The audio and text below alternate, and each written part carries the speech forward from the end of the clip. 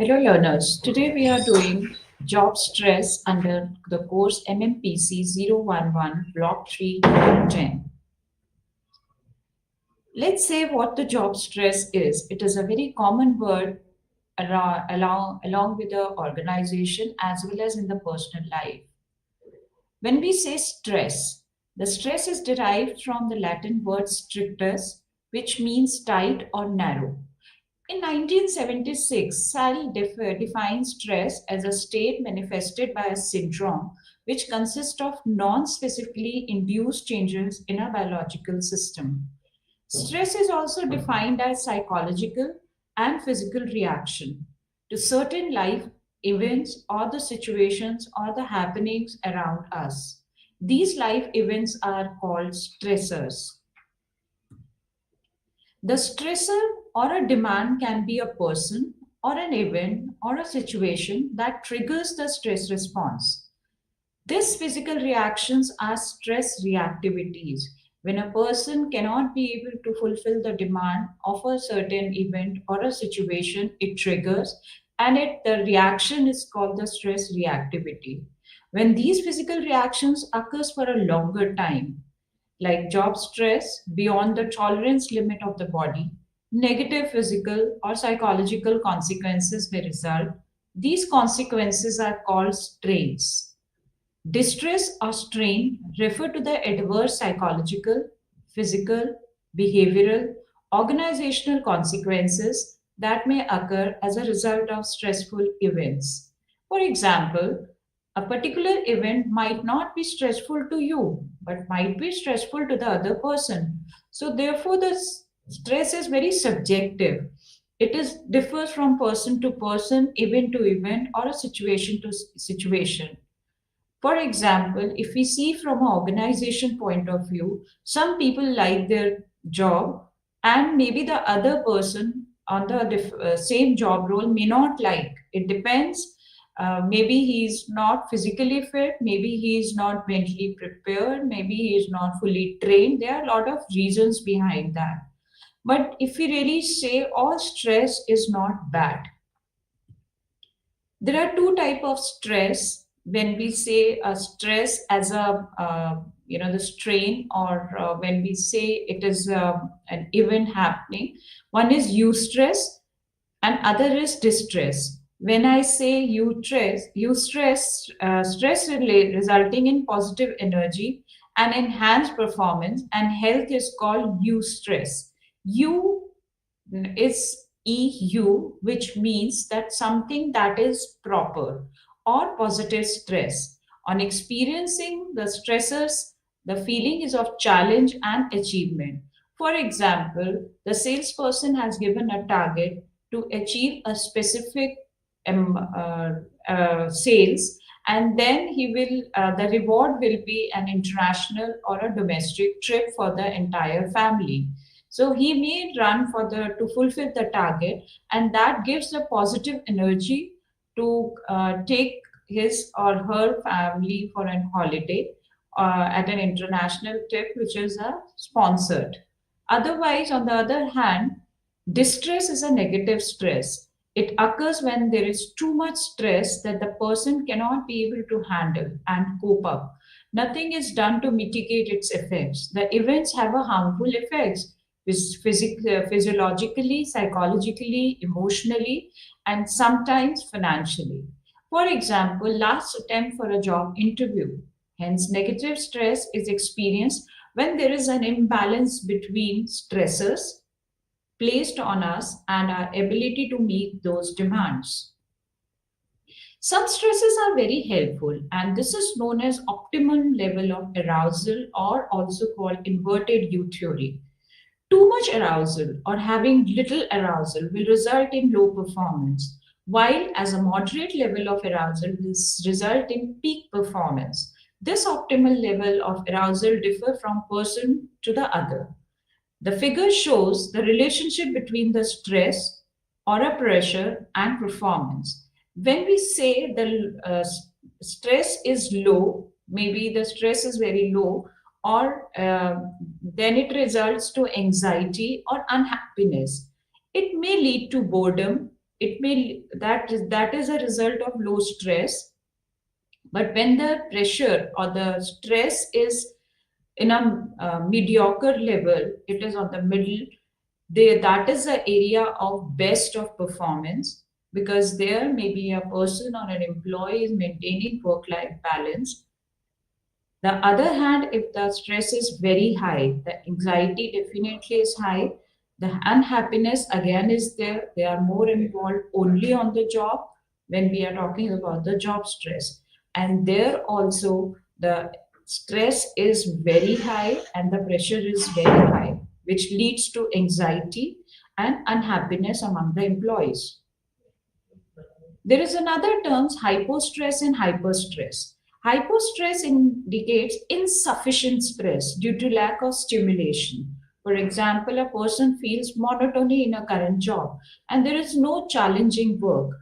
For example, a person is doing a regular job with the same amount of work, with the same methodology, in the same situation. There is no challenges in the job. There is no change in the situations. It may lead to hypostress. They may feel demotivated. Other hand, hyperstress refers to excessive stress when events pile up and stretch the limits of the person's adaptability. Role overload can be a cause of hyperstress.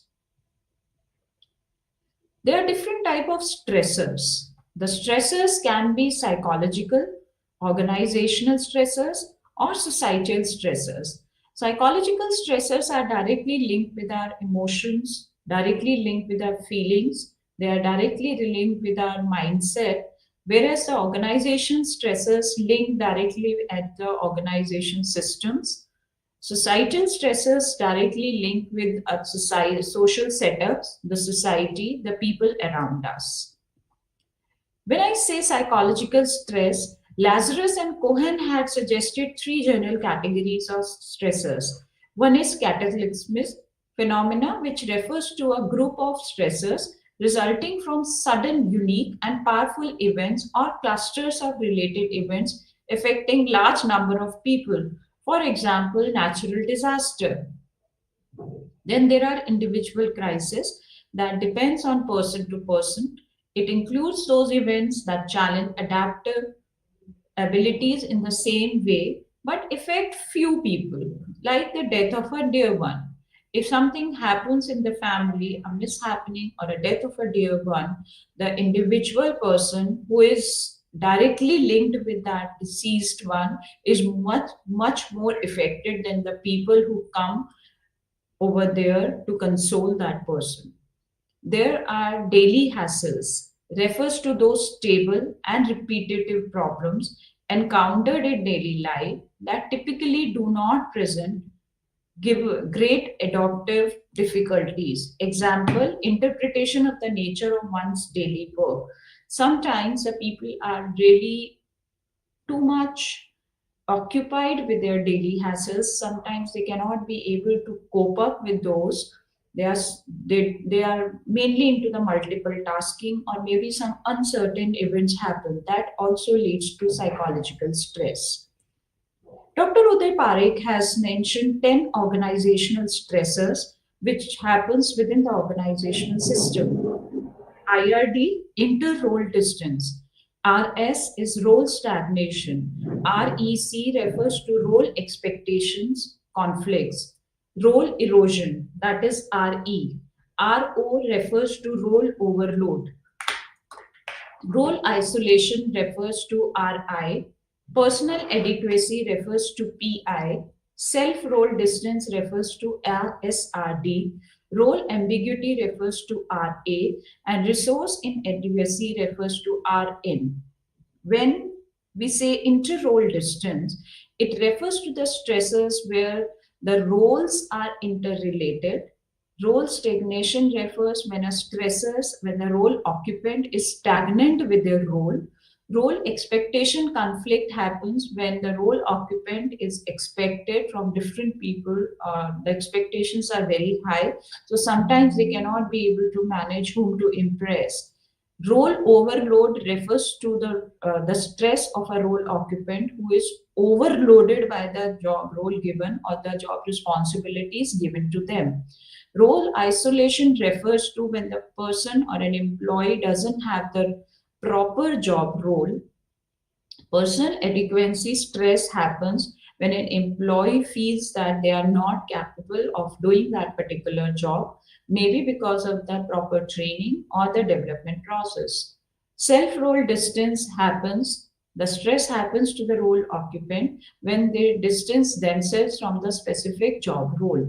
Role ambiguity refers to the RA refers to the when the role is not, there is no clarity when the stressor or a employee is not clear about the role, whatever is given to them, maybe the job description is not appropriate. Role inadequacy happens when the resource inadequacy happens when the resources are not adequately provided to the stressors, the role occupant. It happens when, for example, a person, IT person, has given a role for for specific programming, but in case if they sit on the system that is not adequate or updated as per the land or as per the technical systematic things are required. Stress management techniques. There is always the solution out of or the techniques out of any problem. So stress itself is a problem. So there we find out the techniques which the management takes to cope up the stress management among the employees. First is self-aware and learn to recognize the first symptoms of distress in ourselves. It is very important for the self-awareness and to know what is happening around, and what is the root cause of of the stress. The self-awareness of an individual is very, very important because a person can feel distress first by themselves, then it is known by the other people, by their behavior or by their physical inadequacies. It should be focused on preventing and managing stress at individual and organization levels. There are certain personal strategies to prevent and manage stress. First and the most important is work-life balance. One of the is the most important mechanism to manage stress and improve coping with it, to strike a balance between personal life and work life. The balancing act will affect our physical and psychological well-being and will help us to cope up with demands, challenges, and various stresses at the workplace. It is very much implied at the organization level because organizations are very well known about the stressors, or the stressed employee cannot be able to perform. Therefore, nowadays, the hybrid working or flexi hours working are applicable in most of the organizations where they want their employees to manage their work life balance. Time management. It is one of the most significant strategies to prevent stress. One should manage time effectively, thereby setting priorities and accomplishing goals and commitments. Setting priority is an individual responsibility as well. So, time management is very important to manage the stress. One can jot down or journal their daily happenings or the daily tasks which they need to do and manage the time accordingly. Coping skills. It refers to deal with a conflict. One should try to improve coping skills by focusing on what a person can change and control instead of focusing on what one cannot change. Other personal strategies are positive mindset. We are talking about positive mindset, positive thoughts, resilience, but how we respond to potentially stressful situation, it depends on our own mindset that the person is having. Positive attitude alters our subjective experiences of stress when it occurs. Positive thinking can be learned over time. Negative thinking or pessimism is found to be related to depression, physical issues, and low levels of achievement. Therefore, it is always said, be positive, think positive, and work positively. The father of positive psychology, as Martin Seligman, he mentioned the term PERMA and says our cognitive appraisal of situation influences whether or not we will experience it as stressful. So whatever is happening as per the situation, we experience it as a stressful situation. The PERMA refers to signifies positive emotion, E refers to engagement, R refers to relationships, positive relationships, M refers to the meaning, and A refers to the accomplishment. There are 5 dimensions of positive organizational behavior at the organizational setup. One is learn optimism, self efficacy, emotional intelligence, subjective well being, and hope. We always say that we have to be emotionally intelligent when we manage stress, when something happens which is not according to our will or which gives us stress. We have to be hopeful. We have to have the optimistic behavior towards that particular problem. So therefore, if we talk about the positivity, it directly links with our mindset, our behavior, our emotions, how we are dealing with the people, how we are accomplishing, how we are reacting to the achievements, what are the physical problems which actually relates directly. Then there is social support.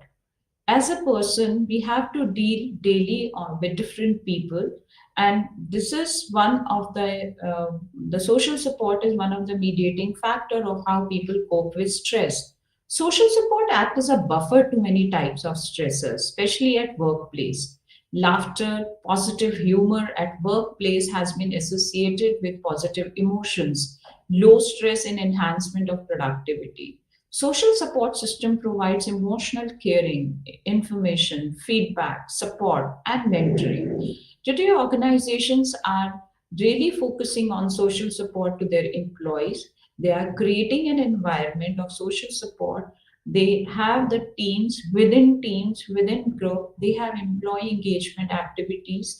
They are celebrating the events, they are celebrating the achievements, they are celebrating um, uh, the, the festivals. So it not only gives them a positive or the association with a positive association at the workplace, but definitely it helps to create the positive emotions, positive environment among the people.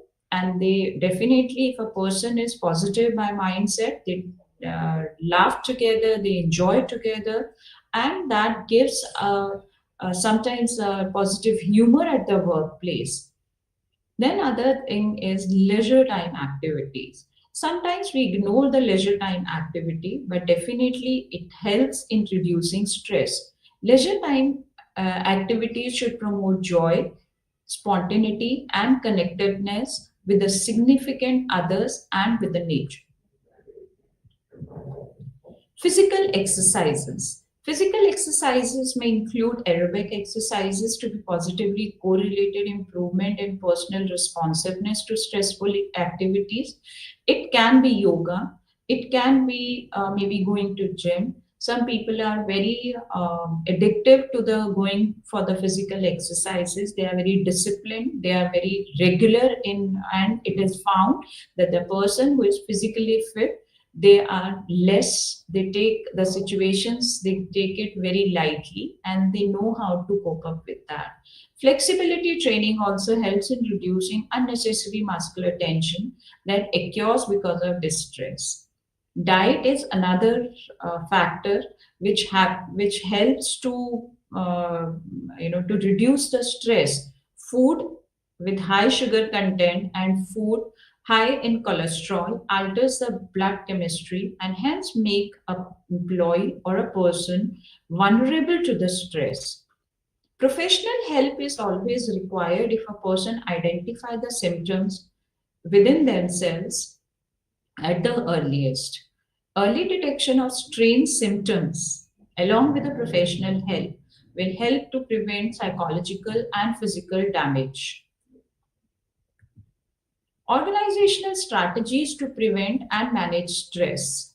The most important is job redesign, which is normally done by the top management or the strategic people sitting at the organizations. Redesigning jobs is important so that the employee needs to be taken care of and some sources of stresses are reduced. Job decision latitude. This is an increase in workers' control will help in reducing stress at organization level and goal setting. This strategy is designed to enhance task motivation. It helps in focusing person's attention and helps in channelizing energy into productive way. So goal setting is always suggested to sit with employee both and or the supervisor subordinate both across the table and set the goals mutually. Now there are two terms which are interrelated: burnout and rust out. Burnout is burnout stress syndrome, that is BOSS. Normally we say it is BOSS. Burnout syndrome, it is a consequence of a high level of job stress, personal frustration, and inadequate coping skills, have major personal, organizational, and social cost. These costs are probably increasing.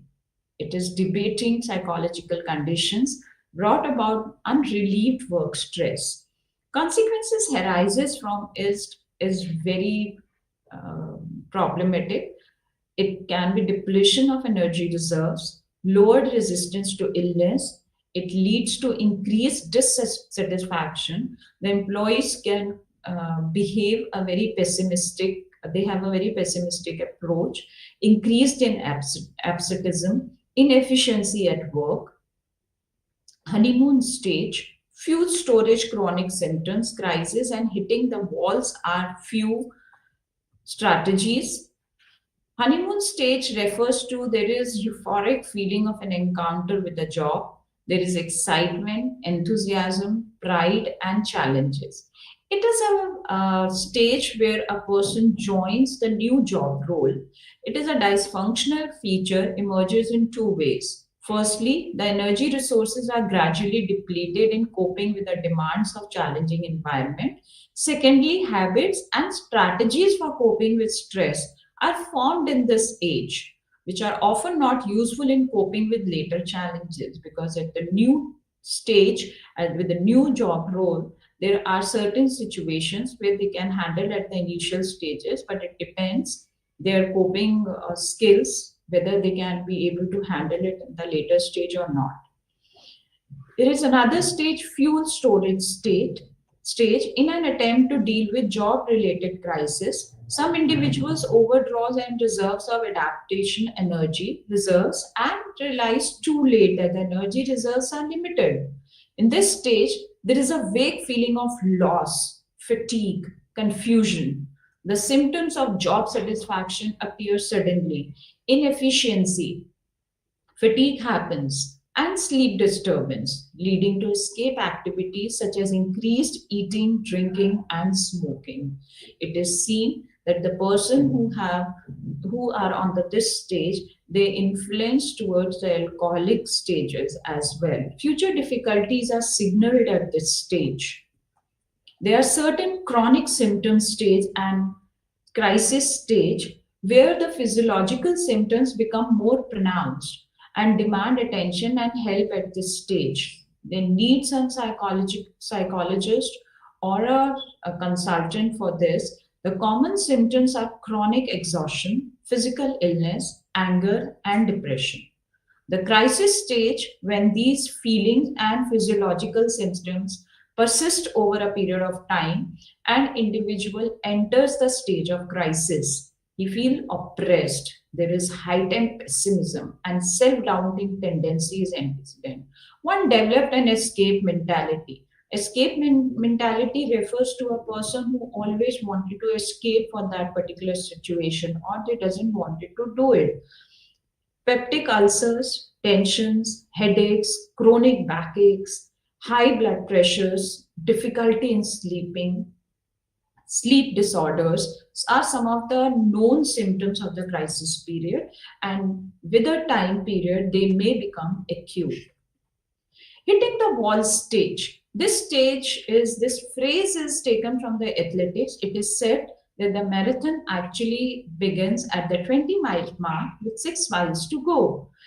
It at this point that the marathon runner feels that he has hit the wall. It is an experience so devastating that it can completely knock a person out.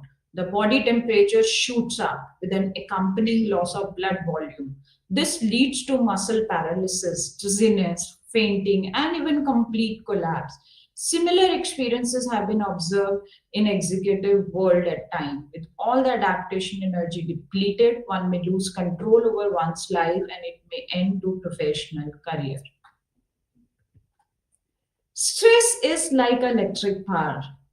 It can make a bulb light up and provide brilliant illumination. However, if the voltage is high, then what the bulb takes, it can burn out the bulb. The phenomenon of burnout is harmful effect of stress, resulting in loss of effectiveness. Burnout can be defined as an end result of stress experience but not properly coded, resulting in symptoms of exhaustion, irritation, ineffectiveness, inaction, discounting, self and other, and problems of health like hypertension, ulcers, heart attacks, heart issues, ailments, and related. Dr. Parikh has suggested the opposite phenomenon of glow up, which occurs when a stress is properly channeled, resulting to the feeling of challenge. It gives a satisfaction, it creates the creativity within an employee's, effectiveness is much more higher and better adjustment to work and life. Rust out stress syndrome, that is ROSS. The researchers has observed, which is the opposite of burnout syndrome. It is an indicative of stress underload. It occurs when there is a gap between what the executive is capable of doing and what is required to do. The concept of role erosion happens, RE happens because of the ROS. Stress underload can arise due to both qualitative and quantitative aspects of work. Clearly, a situational appraisal is a prerequisite for countering stress. There are certain conversion strategies from burnout to blow up. The conversion strategies refers to how we prevent burnout. How do we convert the energy leading to burnout into one which may blows up? When the stress level is hypo or hyper, and to convert from hyper stress level to optimal level of stress, the conversion strategy is self-obligating. Moving from distress to eustress, the conversion strategy is stress conversion.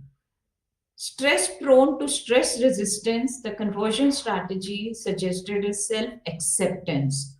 Alternating job role to motivating job role, the conversion strategy can work as role efficiency. Hostile to supporting work life, organization community interface is suggested. When the life from stress absorbing to stress dissipating, descripting is very much works out. Avoidance role style to approach role style, the role interventions can be done, job redesigns can be done. Dysfunctional to functional, when we get into the scoping mode, the conversion strategy refers our assertion and collaborative workforce. Hostile organizational climate to supportive organization climate, humanization conversion is very much required. These are some of the strategies which helps to prevent burnout. Coping with stress.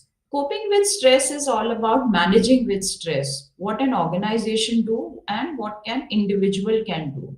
The organization can take stress audits. They use the scientific input, check with the company's doctor, or spread the message.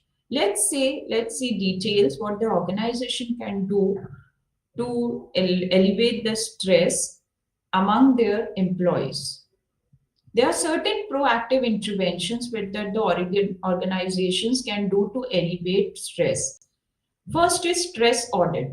Organizations have for almost a century now paid due attention to maintenance, creation, and updation of technology.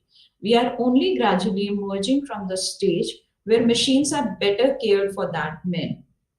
A stage has now been reached with the significance of human resource has been recognized for productive and healthy functioning of the organization.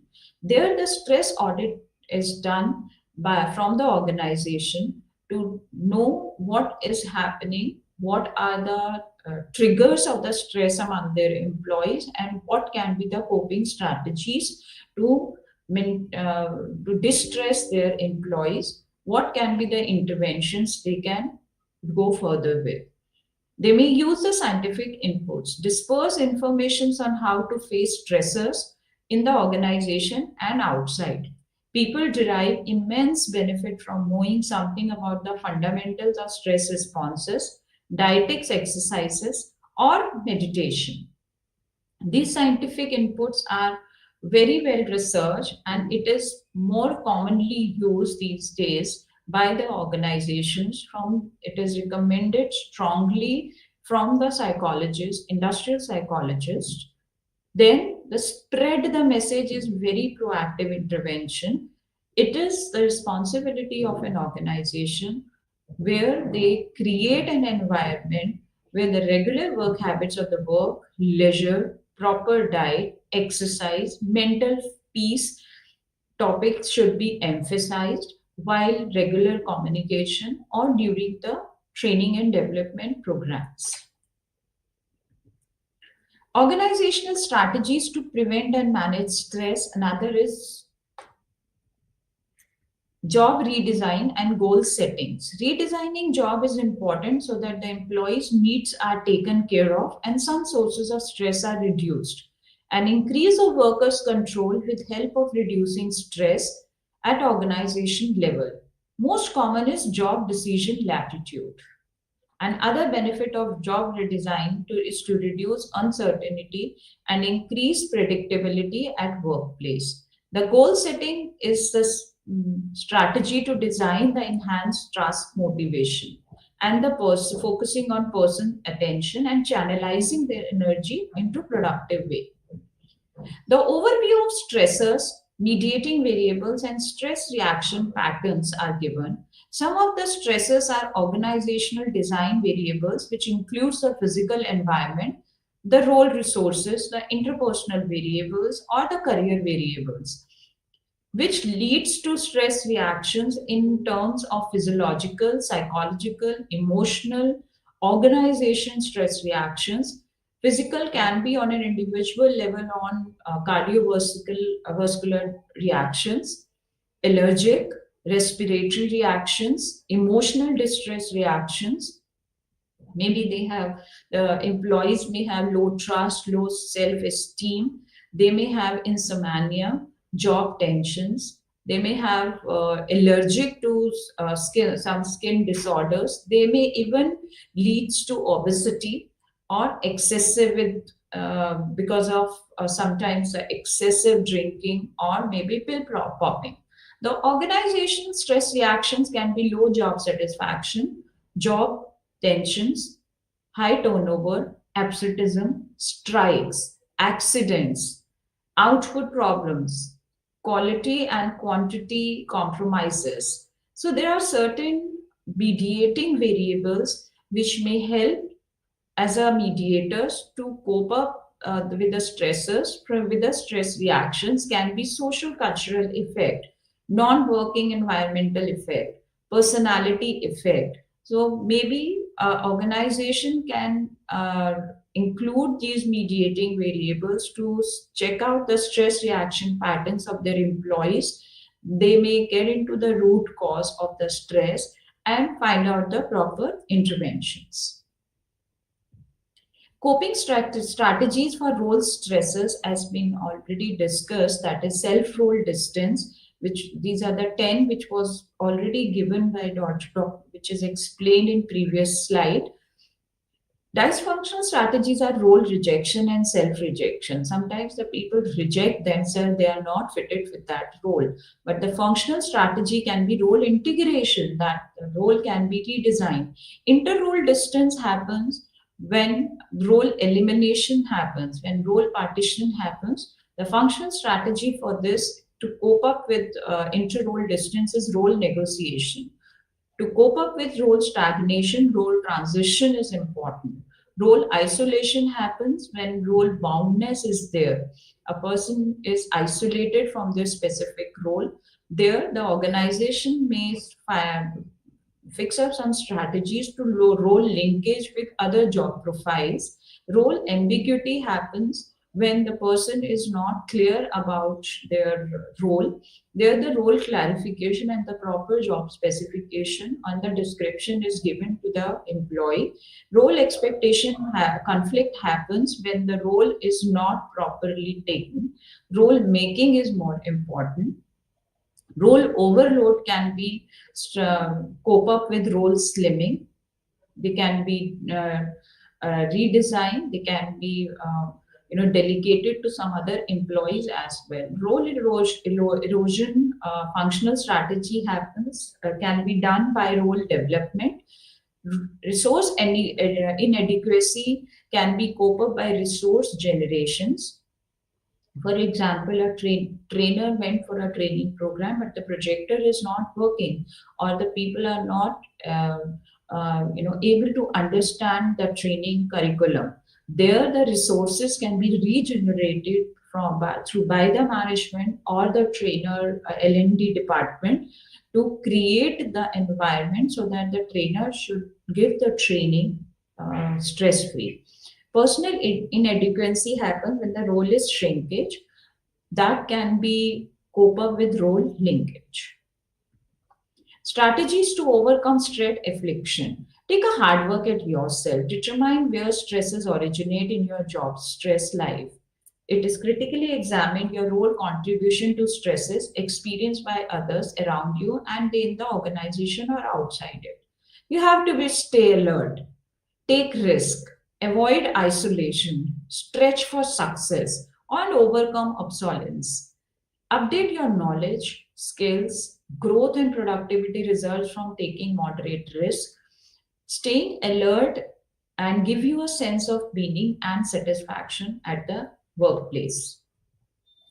There are certain stress safety valves. Safety valves are used to, this is a proactive approach, which is first they enable us to escape the direct pressure of workforce. One's instinctive stress responses mobilizes one for the single escape strategy. Vigorous physical fight, it happens.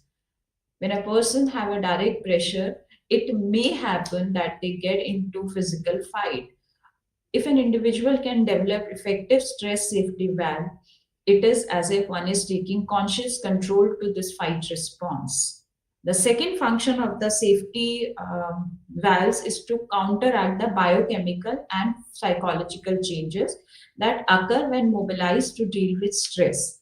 One may or may not be aware of this buildup, but occurs nevertheless.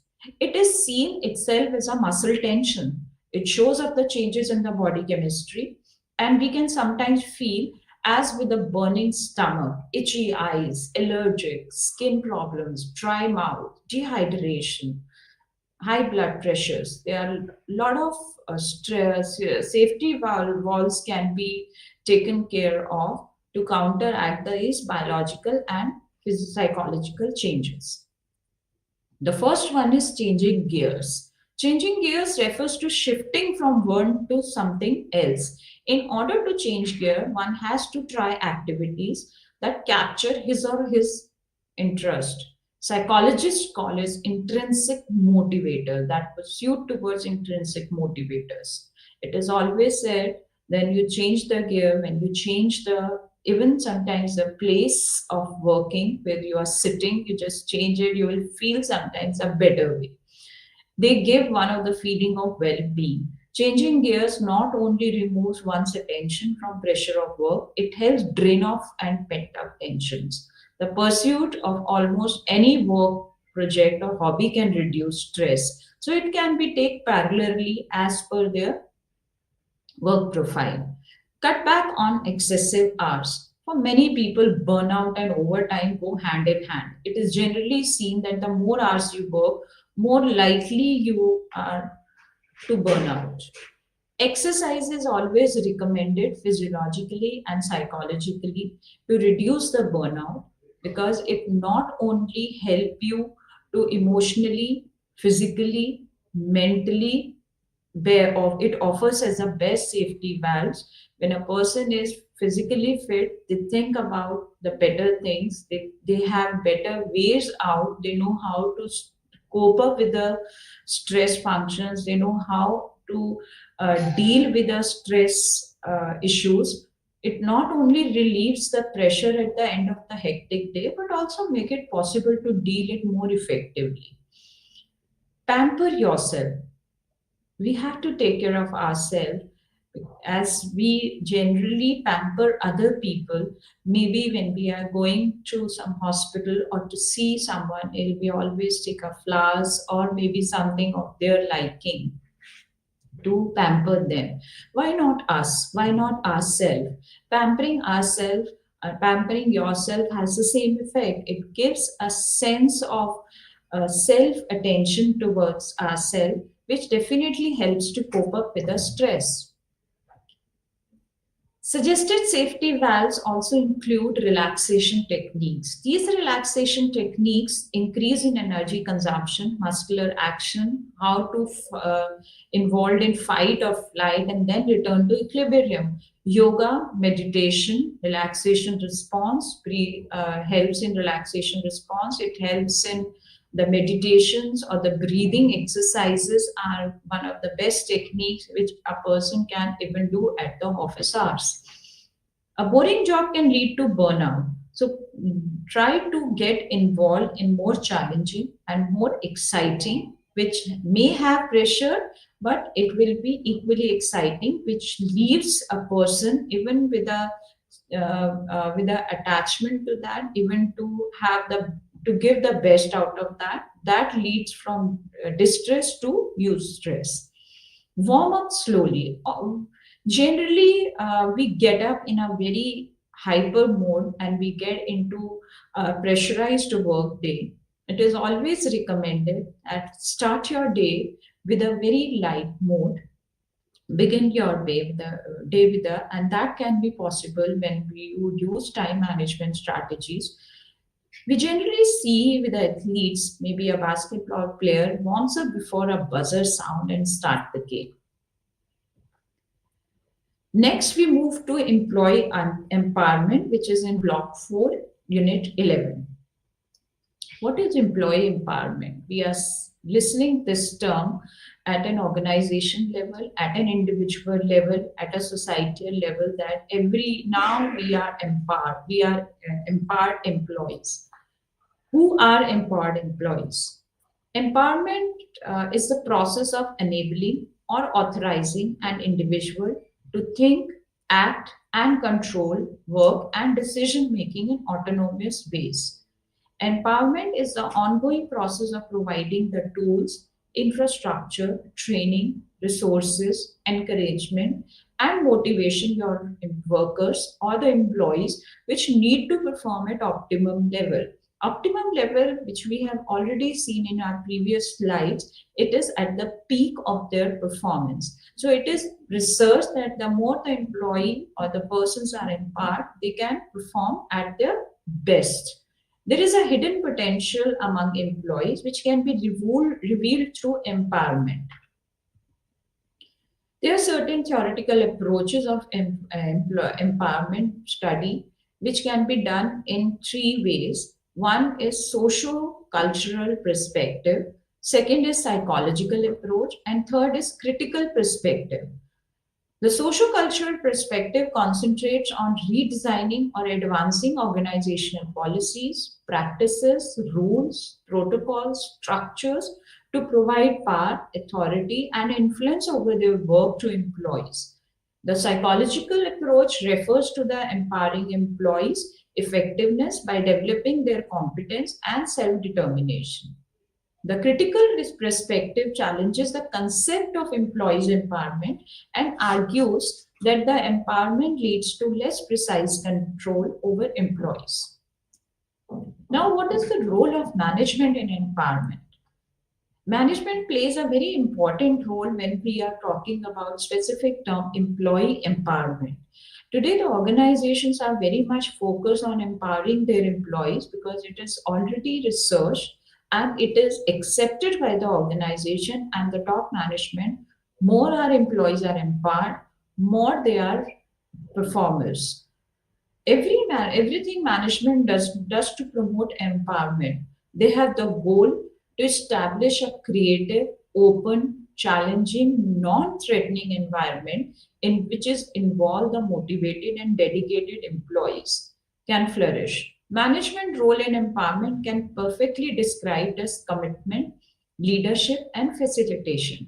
The manager's role in empowerment consists of exhibiting a supportive attitude, being a role model. They can be a role model, they can be a mentor, being a trainer, being a facilitator, practicing management when walking around, taking action on recommendations or the feedback. Either there are open houses which the management and the organizations are this is one of the technique what they are happening, and they are to recognizing the accomplishment of employees. They are working on rewards and brainstorming. Employees are motivated to share their views and ideas. All ideas suggested are recorded, then after evaluation process begins. They are asked to go through the list, assess the relative measures of each. The process is repeated until the group narrows and choices to be specified number. So there are certain group of employees who are very much motivated and involved in every decision making. Most of the time, is involved. Quality circles are maintained. It is a group of employees that assembles regularly and make group decisions regarding improvements of an organization. The main difference between quality circles and brainstorming is that quality circle members are employee empowerment volunteers who summons themselves and conduct their own meetings. Quality circles assemble regularly before, during, or after shift to discuss their work, predict problems, propose workplace improvements, set goals, and make plans. They may strategize for the interventions are required to improve the organizational effectiveness and along with their empowered employees. Walking and talking MBWA, that is management by walking around. Simply walking around the workplace and talking with employees can be effective way of solicit input.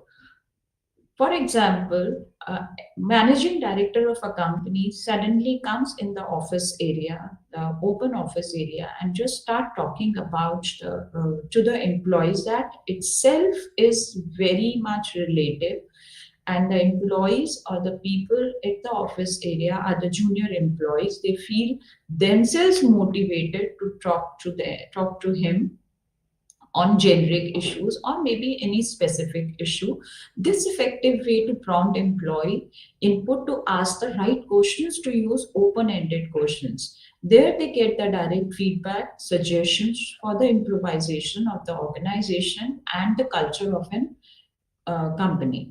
Following are the few things leaders can do to build an environment that empowers people is: one, give power to those who have demonstrated the capacity to handle the responsibility.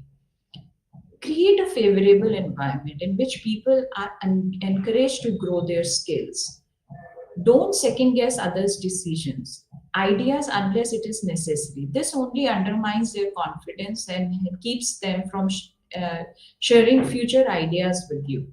Give people discretion and autonomy over tasks and resources. And this happens when a leader works in a very open-minded mindset, with a very positive mindset, to build an organization culture for the employees with an organizational commitment.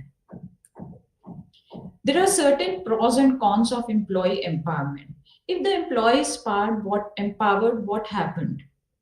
It may be good or it may not be. This is a very debatable.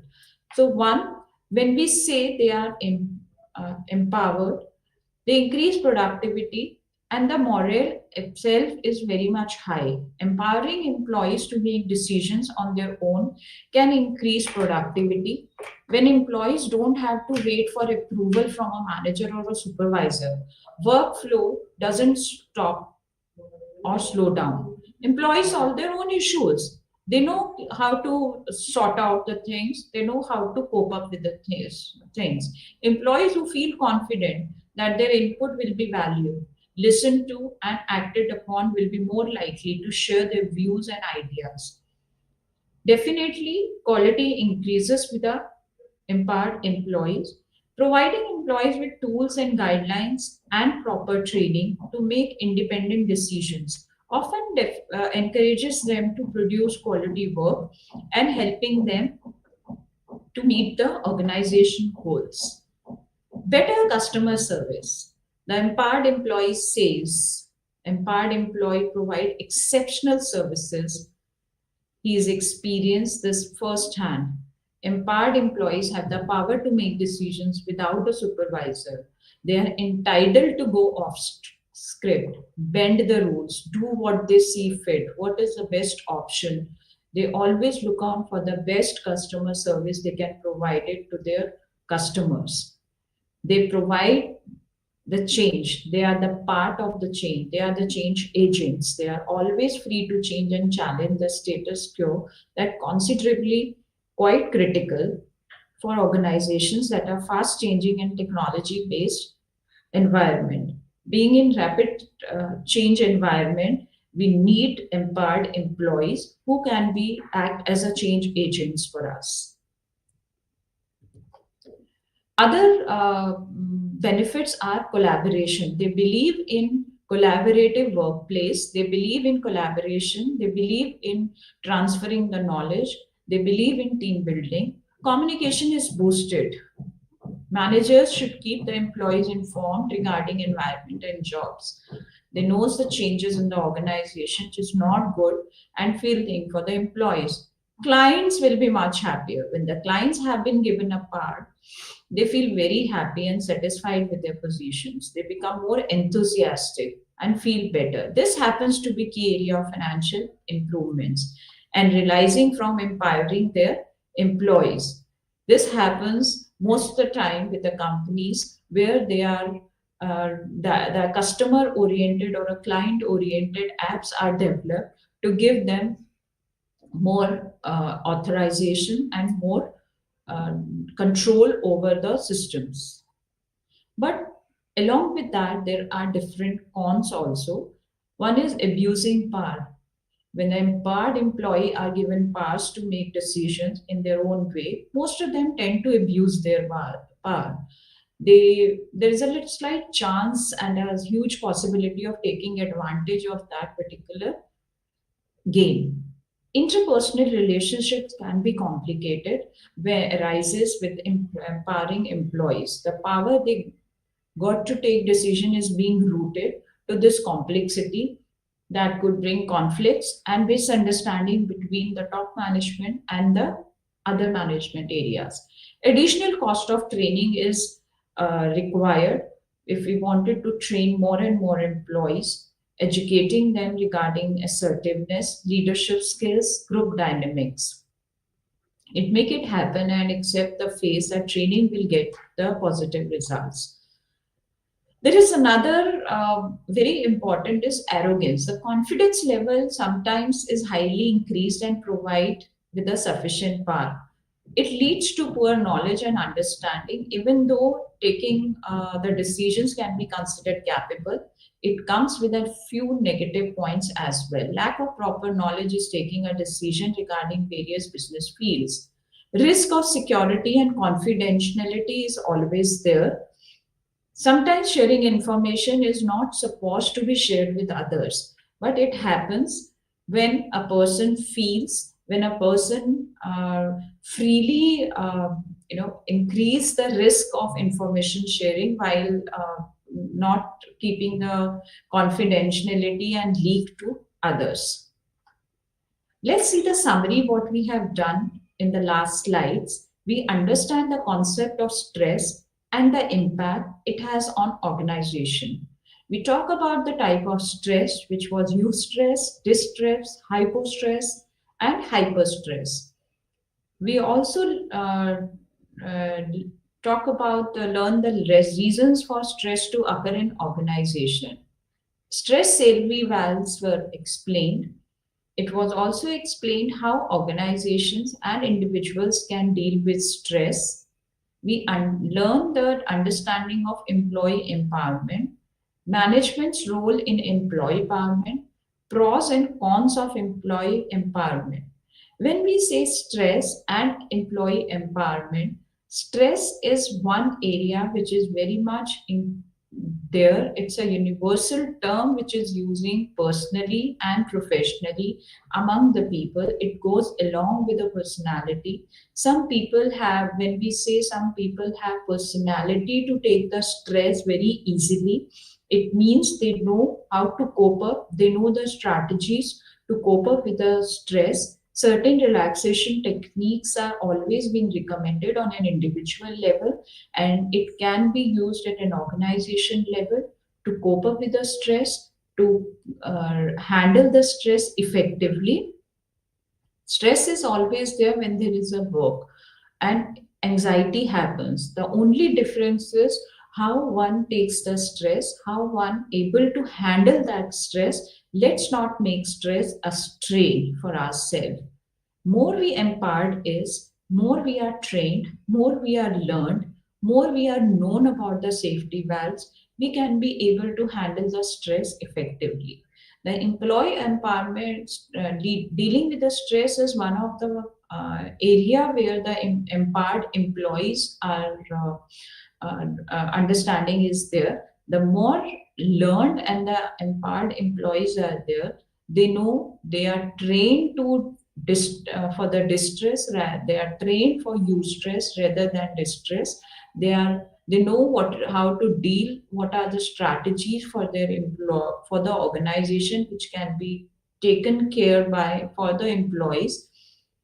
Also, the management's responsibility is to take, not only to take care of their employees but also to strategize for their future future aspects, as well as an economy. It is very important that we need the empowered employee, distress employees, where they can deal with the stress functions, where they know how to deal with the stressful situations for the organizational effectiveness.